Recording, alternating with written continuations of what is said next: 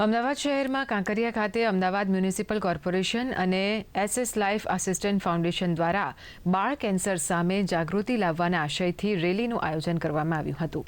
સમગ્ર કાંકરિયા તળાવને બાળ કેન્સર સામે જાગૃતિ ફેલાવવા માટે રોશનીથી પ્રકાશિત કરવામાં આવ્યું હતું।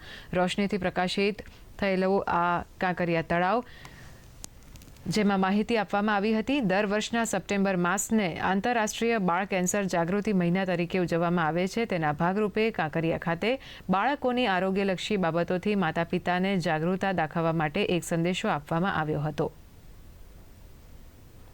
બાળકોમાં થતા કેન્સર સંપૂર્ણપણે મટી શકે છે। આંતરરાષ્ટ્રીય કક્ષાએ બાળકોમાં થતા કેન્સરમાંથી 70 થી 90% કેન્સર ક્યોરેબલ છે।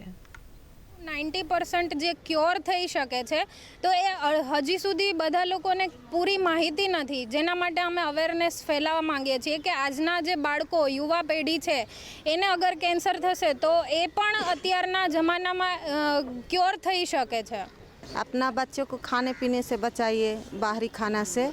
बच्चे जिद करे तो मत दीजिए।